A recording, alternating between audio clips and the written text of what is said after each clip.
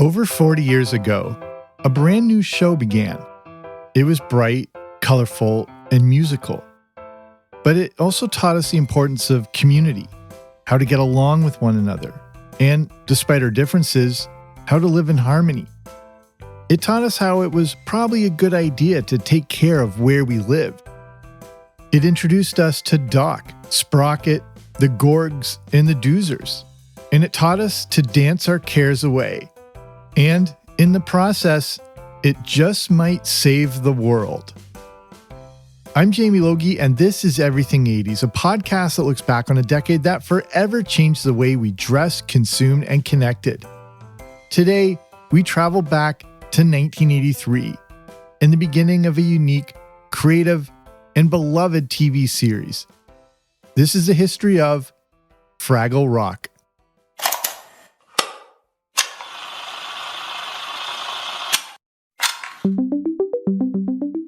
The story of Fraggle Rock is, of course, the story of Jim Henson. The man who brought us the Muppets was firing on all cylinders going into the 1980s. With the conclusion of The Muppet Show in 1981, Henson was able to take on the directorial role for The Great Muppet Caper. Released in the summer of 1981, this was the only Muppet movie Henson ever directed. But as great as Kermit, Miss Piggy, Fozzie, Gonzo, and the rest of the Muppets were, Henson had some other ideas in mind that didn't include them. The first was probably his most ambitious project yet. It still featured puppets, but took on a more dark fantasy tone. And that was 1982's The Dark Crystal. The Dark Crystal wasn't necessarily the hit Henson hoped for. A lot of parents, thinking they were going to see Kermit and Gonzo on screen, took their kids to see a movie that, for these younger viewers, was quite disturbing. The Dark Crystal still made over $40 million at the box office, but matched up against its huge $25 million budget, it wasn't exactly a financial blockbuster. The film, a real technical and creative achievement that was quite ahead of its time, also received mixed reviews. And it didn't help that it scared a lot of younger viewers. Rex Reed from the New York Post said, quote, "The monsters and bizarre creatures are so horrifying, they just might give impressionable tots nightmares for days," unquote. Vincent Canby in his 1982 New York Times review says how there is a lack of humor or wit, and that, quote, "Miss Piggy would not be kind to the Dark Crystal." Justin Kirkland, a writer for Esquire, wrote in 2019 that he's been deeply terrified of the Dark Crystal for 23 years. Fortunately, Henson's next creature-based project would draw in legions of younger viewers and become one of the most beloved kids' shows of the 1980s. So, where do you start with a new show? What if it explored themes of community, harmony, compassion, and caring for the environment you lived in? These are the themes that went beyond the preschool tones of Sesame Street and were more conscientious than wacky Muppet Show sketches. How could you open kids' eyes to the world around them? A new show with a more thought-provoking direction was the impetus for Fraggle Rock. According to a 2016 Mental Floss article, Jim Henson wanted to save the world with his new children's show. He wanted to create a program where the characters all depended on each other, even if they didn't know it. Writer Jocelyn Stevenson shared that Henson's mandate for the show was to, quote, "create a show that stopped war." But this show didn't need to be political, just based on simple joy. A group of people, including Henson, meet in London to hash out the new show. So, with these lofty goals, what will it actually look like? Who are the characters going to be? First off, they needed to start with a whole new cast of characters. At first, the new creations were going to be called Woozles. But if you grew up with Winnie the Pooh, you know Woozles already exist. In the book, Jim Henson, The Works, The Art, The Magic, The Imagination, writer Jerry Jewell always liked the name Frackles. Frackles were the name of a group of Muppet monsters that first appeared in a special called The Great Santa Claus Switch.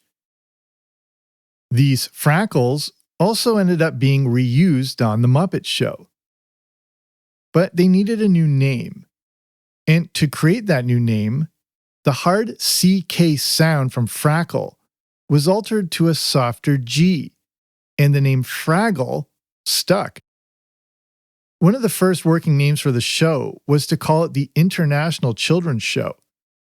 But after the name Fraggle clicked, Fraggle Hill was once considered before they decided on Fraggle Rock. Unique new creatures needed a unique new world. And writer Michael Frith shares in an interview that at their very first meeting in London, they whipped up some sketches of a habitat made up of pipes. He believed, though, that they could go further than this and played around with taking the characters deep down underground. Since they were underground, it made sense to have a series of tunnels that went to various places. Those tunnels soon led to caves featuring stalagmites. Frith, who at one point was the book editor for Dr. Seuss, explains that the inspiration for the underground world came from him growing up in Bermuda and all its mystical crystal caves. The Fraggles live in a natural ecosystem, including the constant sound of dripping and flowing water. Frith shares that one of his most magical memories as a kid was lying in bed at night during a rainstorm and hearing the sound of water going down the pipes and eaves troughs from the roof. To him, this was music and connected us to the natural ecosystem. This new project was going to be more than a television show, but a multi-layered and complex universe.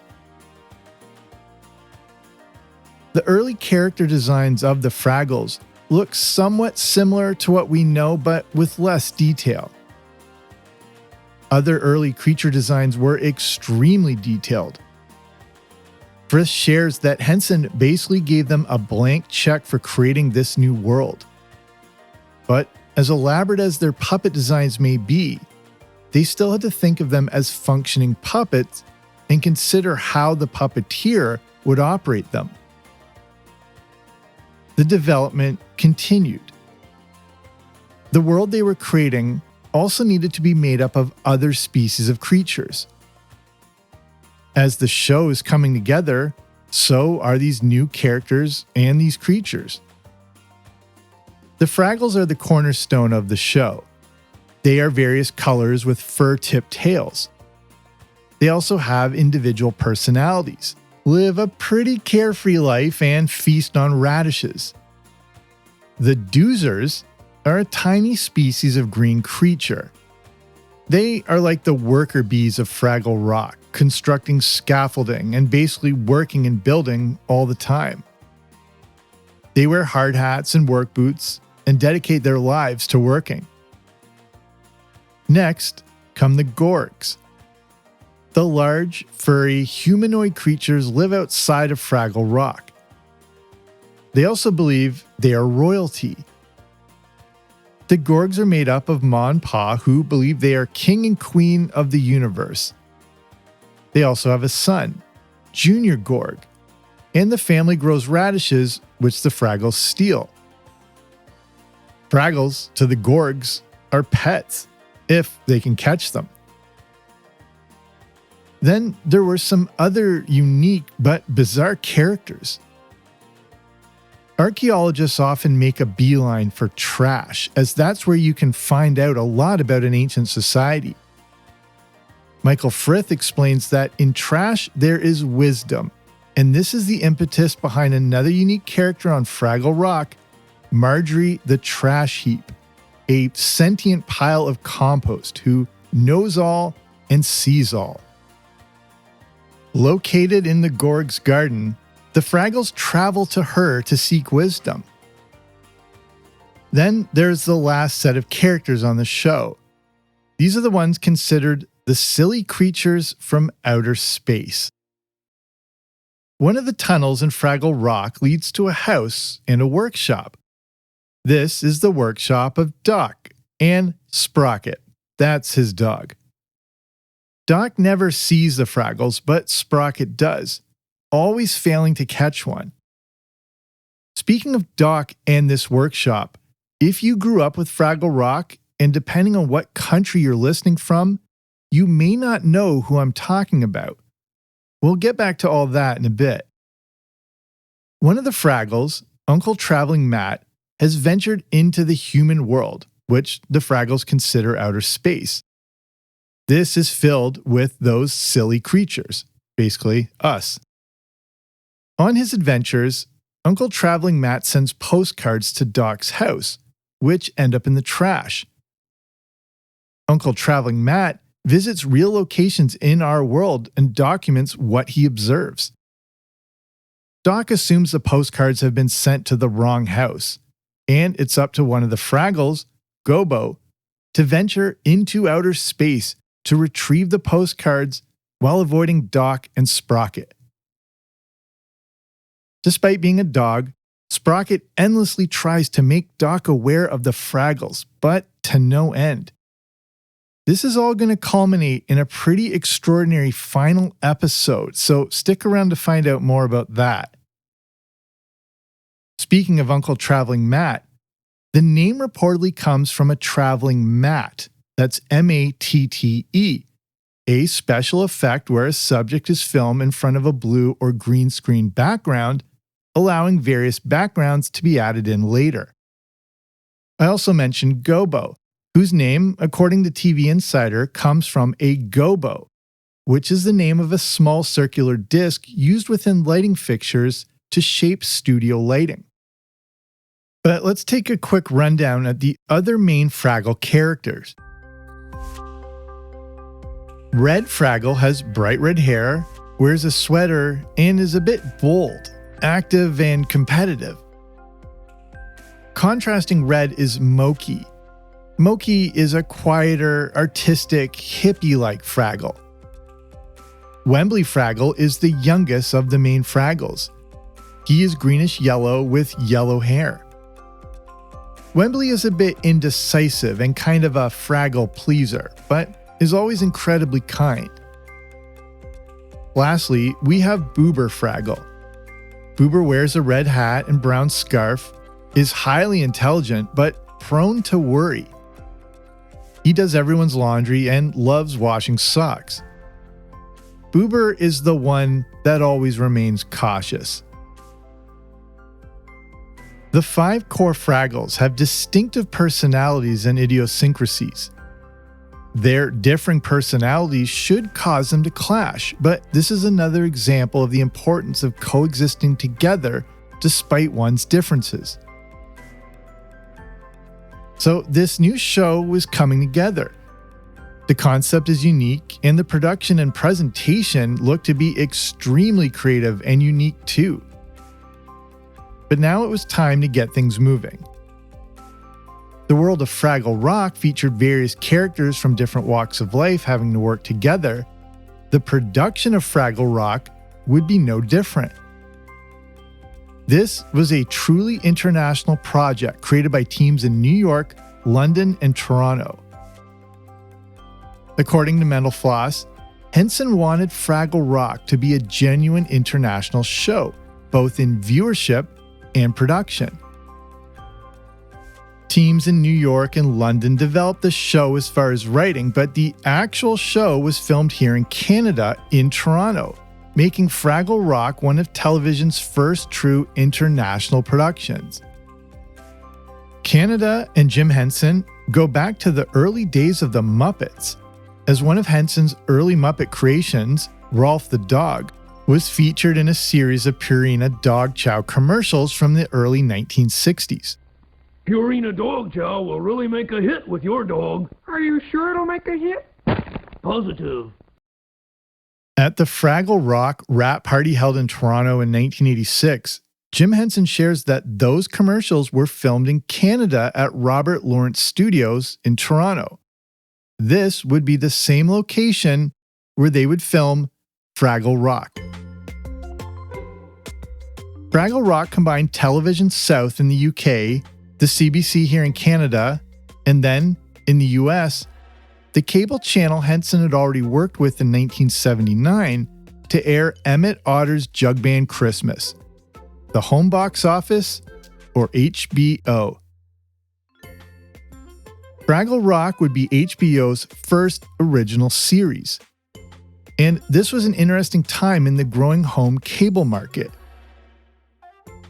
HBO goes back to the early 1970s, but their programming at first included existing films, docuseries and documentaries, sports, and even a lot of film theater. By the early 80s, they were going 24 hours a day and having trouble filling schedules. Cable generally appealed to adults, but what about the whole family? In 1981, a unique Canadian series debuted on a kids-only cable channel. That show was You Can't Do That on Television, and the channel? Nickelodeon. You Can't Do That on Television was such a breakout hit that it helped in the growth of the kids-only cable channel, showing the industry that a channel devoted just to kids programming could be financially viable. In 1981, Showtime also created another one of the first original series for a cable channel, and it was also directed at kids. It was called Fairy Tale Theater, created by Shelley Duvall, aka Wendy Torrance from The Shining. This incredibly creative and award-winning children's series was made up of live adaptations of classic fairy tales. Children's shows really drove the growth of premium cable in the 1980s. And the same thing would happen in early 1983 as Fraggle Rock finally hit the airwaves. And with it came one of the most beloved theme songs of the entire decade.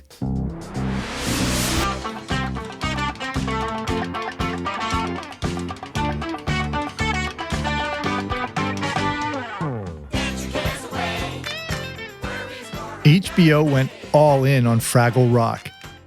Not only did it air during prime time at 7:30 p.m., but after the debut episodes on Monday nights, they were repeated 3 times during the week.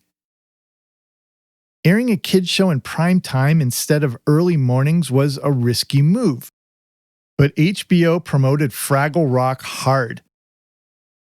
If you grew up here in Canada, you may remember Fraggle Rock first airing at 5:30 p.m. Eastern Time on CBC, but it was then moved up to 7 p.m. So how is this show going to go over? Was Fraggle Rock a puppet version of the Smurfs? Would audiences, specifically younger audiences, be interested in a new Muppet show that didn't feature Kermit, Fozzie, Miss Piggy, Bert, Ernie, or Grover? It turns out they would be interested. Extremely interested. And that turned out to be the case across the world. Everything 80s will return after these messages. One thing that helped Fraggle Rock right out of the gate was that it was critically admired. And this let parents know this was worthwhile programming. The January 1983 Washington Post review described Fraggle Rock as having, quote, a fresh and funny approach to mild, painless moralism, a saucy cuteness that's never merely precious or condescending, and adventures that exclude neither tots nor grandparents, nor anyone in between from the target audience, unquote. This was one of the big draws for Fraggle Rock. Everyone could enjoy it. The Muppet Show was a bit more on the adult side. Sesame Street was for kids, but the whole family could sit down and enjoy Fraggle Rock. That was the case for my family when it aired here in Canada on Sunday nights on CBC. Yes, it was a children's show, but it had a much broader appeal, and viewers everywhere quickly got on board. Kids could identify with the 5 specific Fraggle personalities and find a connection to one of them. The Doozers were like watching a cartoon within a Muppet show. And I specifically couldn't wait to see Uncle Traveling Matt each week. Fraggle Rock was colorful, fun, and full of music. Even if we didn't necessarily notice it, each episode showed how everyone in their Fraggle world had to depend on one another. It relayed those messages of community and harmony, but it didn't talk down to kids. The January 1983 New York Times review states how, quote, each self-contained episode attempts to illustrate some facet of getting along in a seemingly simple but sometimes complicated world, unquote. Henson Associates, they say, seems to have come up with another winner.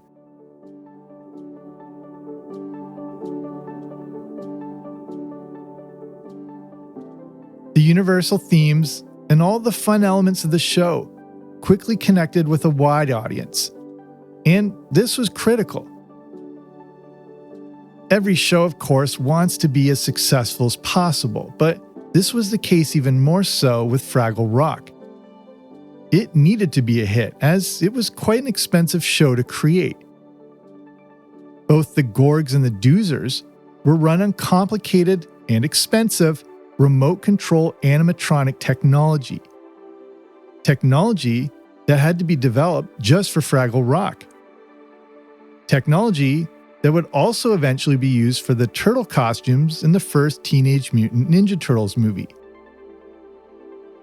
The Gorgs also needed humans in the costume, while the Doozers were controlled by mechanical sticks, along with the radio signal broadcasting handheld manipulators if they were to be driving around on vehicles.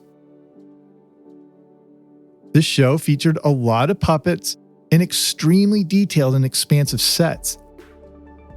And that was all done here in Canada. Fraggle Rock also made use of local Canadian talent as background puppeteers. The Muppet staff even held workshops to teach Canadian performers puppeteering techniques. Fraggle Rock also featured Canadian musicians to create all the original music featured on the show, as over the course of the series, nearly 200 original songs were created. Speaking of Canadian talent, if you're Canadian and grew up with the book Alligator Pie that was written by Canadian poet Dennis Lee, he also wrote the lyrics for the Fraggle Rock theme song. Lee teamed with songwriter and fellow Canadian Philip Balsam to create the music for the show. There was also some very elite talent from the world of the Muppets that performed and provided voices for Fraggle Rock. The voice of Gobo was performed by Jerry Nelson. Nelson also performed Harry Monster, the Count, Snuffleupagus, Lou Zealand, Kermit's nephew Robin, and Gonzo's girlfriend Camilla. You may have noticed that Nelson gave Gobo a bit of a Canadian accent. Catherine Mullen performed Moki. Mullen also performed Kira in The Dark Crystal and operated the right hand of Yoda in The Empire Strikes Back. Wembley and Sprocket were performed by Steve Whitmire. Whitmire has also been Rizzo the Rat and Bean Bunny, and took over the roles of Ernie and Kermit after Jim Henson passed away. Red was performed by Karen Prell. Prell worked on Labyrinth, a ton of Muppet shows, and Sesame Street. Boober and Traveling Matt were performed by Dave Goelz. Goelz is the voice of Zoot, Beauregard, Dr. Bunsen Honeydew, and Gonzo the Great. Jim Henson even contributed his talents to various Fraggle Rock characters.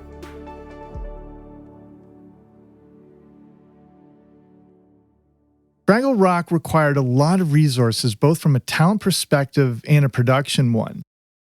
Even some of the segments featuring Uncle Traveling Matt required Dave Goelz actually going to Australia and New Zealand. Fraggle Rock also had another thing going against it. It came out a year before Ronald Reagan lifted advertising restrictions to children's programming. This resulted in a mass amount of new cartoon shows, which were commercials posing as cartoons. Cartoons were also now becoming louder, flashier, and more violent. Fraggle Rock remained the exact opposite. Henson also did not like excessive commercialism, but despite the changing landscape of children's television, Fraggle Rock continued to be a hit in an astonishing amount of countries.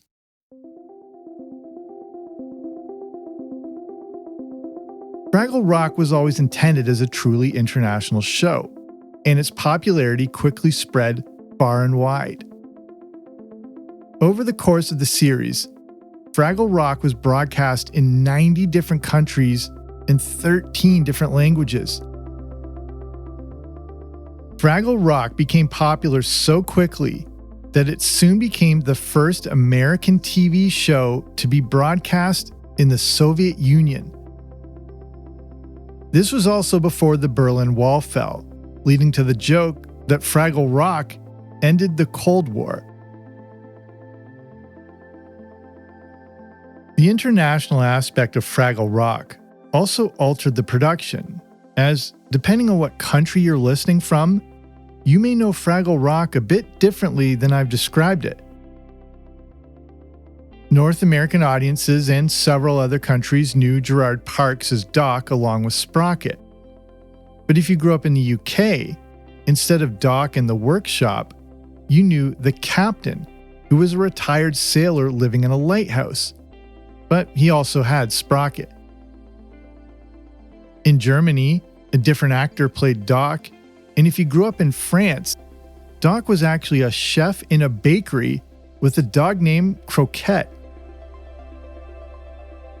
The alterations of the human segment was the way to try and connect better with specific audiences. Here in its home country of Canada, Fraggle Rock was also a bona fide hit.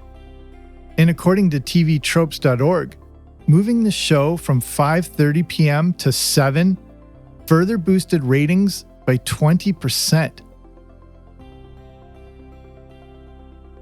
Over the course of the series, we were introduced to many other characters, including Aunt Granny Fraggle, Cave Fraggles, Ancient Fraggles, Convincing John, played by Jim Henson, the Fragglettes, the Pipe Bangers, Boober's alter ego Sidebottom, and the Storyteller Fraggle. As the seasons went by, the Fraggle Rock universe became more and more expansive with a seemingly endless amount of characters. And over the series, the show explored themes of ecology, personal identity, prejudice, and social conflict. But above all, it was fun. The success of the first season led to 3 more seasons, and it ended up with a total of 96 episodes. That last season, though, was split into 2 seasons of 13 episodes each, as the show finished up in January 1987. And that brings us to the unique final episode that you may or may not remember. At the start of the show, I mentioned how Sprocket tries in vain to let Doc know about the world of Fraggles. Despite the communication barrier, there's nothing Sprocket can do as Doc lives in the dark about the vast world living beneath him. But that all changes in the series finale. In the last episode called Change of Address, Doc and Sprocket decide to move to the desert to be with their friend.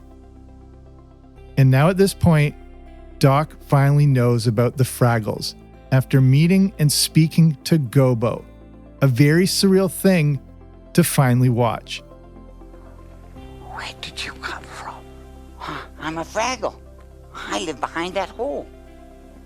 A Fraggle. I don't believe it. Doc befriends Gobo, and Doc asks Gobo to come with them. But Gobo stays in Fraggle Rock. And then, before the Fraggles can all see Doc one last time, he's already left. We then see Doc on a plane with Sprocket wearing a disguise so he can fly too. The Fraggles then find a tunnel in Fraggle Rock, and it's one they have never seen before. It ends up being some sort of a magical vortex, and by walking through it, it ends up in Doc's new home in the desert. Set to the song Magic Be With You, the Fraggles go to visit Doc, with Gobo delivering the message that Doc can't leave the magic. It's always going to be with him. The episode ends with a montage of Doc, Sprocket, the Fraggles, the Doozers, Marjorie the Trash Heap, and the Gorgs singing a version of the Fraggle Rock theme song over the end credits. At the end of the series, we also find out that Doc has a real name, Jerome Crystal. That means Doc was technically Doc Crystal, in a tribute to the movie that came out the year before Fraggle Rock. By the time Fraggle Rock finished up in 1987, it had been a great run for not only the show, but the Muppets franchise. Over the course of the series, we also got The Muppets Take Manhattan, featuring a cameo by Uncle Traveling Matt during the wedding scene. We got the movie Labyrinth, the Muppet Babies cartoon, the short-lived Little Muppet Monsters, and a Fraggle Rock animated series was set to debut in the fall of 1987. In a few months after that came A Muppets Family Christmas, a 1-hour special that aired on ABC. And it was unique for a few reasons. Not only do the Fraggles appear in one of the segments, but this show is the only time that characters from The Muppets, Sesame Street, The Muppet Babies, and Fraggle Rock all appear in one show. The success of Fraggle Rock eventually led to a lot of Fraggle Rock merchandising, including a popular tie-in with the McDonald's Happy Meal. Kids get one of 4 Fraggle Rock toys when their parents buy them a McDonald's Happy Meal featuring Jim Henson's Fraggle Rock. There's Red Fraggle in a radish, Gobo in a carrot, Moki in an eggplant, or Boober and Wembley in a pickle. Fraggle Rock was not only a beloved children's show, but was quite instrumental in the growth of HBO. According to the Journal of Cinema and Media Studies published by the University of Michigan, HBO realized they could let the creative people do what they do best. HBO did not have any creative input with Fraggle Rock. And honestly, it doesn't take a rocket scientist to know to sit back and let Jim Henson make his magic and not interfere. Fraggle Rock was a co-production between Henson Associates and the Canadian Broadcasting Corporation, but HBO had exclusive rights to air Fraggle Rock in the US. So even though it was created by others, Fraggle Rock was, quote, often described in HBO advertising, industry journals, and popular criticism as HBO's first original weekly series. The main thing here was the series was exclusive to HBO, and if you wanted to see Jim Henson's new and very popular creation, you had to sign up. Fraggle Rock cemented a system that HBO would use going forward. Quote, identify a quality program, purchase a license to run it on its channel, reap the benefits of critical acclaim, and hopefully see an increase to its subscription base. Unquote. Then it just became a rinse and repeat situation. Fraggle Rock helped set in motion the future of HBO and cable in general, which was growing more than ever with a big thanks to these new kids shows. Up to that point, only around 50% of American homes had cable television, but shows like Fraggle Rock helped them turn the corner. The University of Michigan report shares that by 1983, cable channels were also winning more action for children's television awards than broadcast networks were. This led to even more subscribers. Shelley Duvall's fairy tale theater was such a hit for Showtime.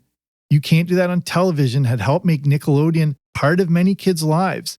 And Fraggle Rock was such a hit that without these successful kids' shows, the future of cable could have looked quite different. Did Moki and Wembley directly lead to Tony Soprano? There's no way to know, but Fraggle Rock remains a key part of HBO's growth in the 1980s.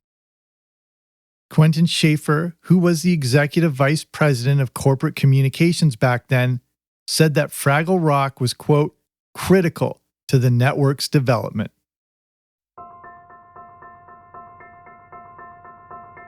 Fraggle Rock was one of those absolute must-watches for my brother, my sister, and me. Growing up, Sunday nights on CBC were a sacred time for a show that, despite our age differences, we all loved. And little did I know growing up that our beloved Fraggle Rock was being created just a few hours from where we lived. Like many 1980s franchises, in 2022, Fraggle Rock Back to the Rock was released on Apple TV, bringing us back to the unique show that became one of the most adored kids shows of all time. Fraggle Rock brought a lot of joy to a lot of people, and it remains pretty timeless. At the Fraggle Rock wrap party in 1986, Jim Henson tells everyone, quote, "It's fun when you start off trying to do something that makes a positive statement. And I think that's basically what we started off to do with Fraggle Rock. And I think that brings out the best in a lot of people and brings out the best in the performers and writers, and all of you people here in the room. And I think the body of work of Fraggle Rock is something that's going to stay around, and I think it's something that we're all going to be proud of for a long time," unquote. Fraggle Rock met kids on their level and helped us to find the joy in the world around us. Jim Henson brought a lot of joy and magic to the world. And as Uncle Traveling Matt says, the magic is always there, as long as we keep looking for it.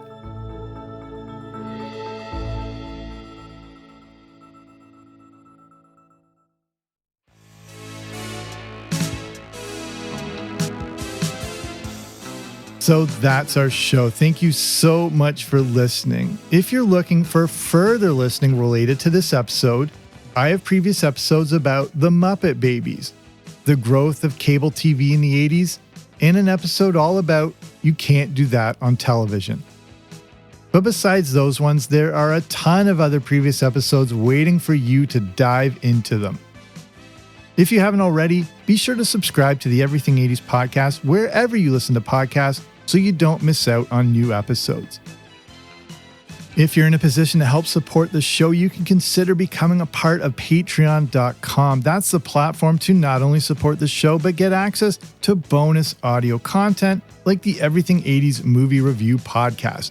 That's where I review the good, the bad, and the ugly of 1980s movies. One of the most recent movie reviews up there, 1984's The Last Starfighter, a movie that was quite groundbreaking and quite ahead of its time when it came to technology. So if you want to find out more about that, just head on over to patreon.com/80s. That's patreon.com/80s, or click on the link in the description. So thank you again so much for spending your time with me here today. I'm Jamie. This has been Everything 80s, but I'll be back soon with a new episode. Don't you dare miss it.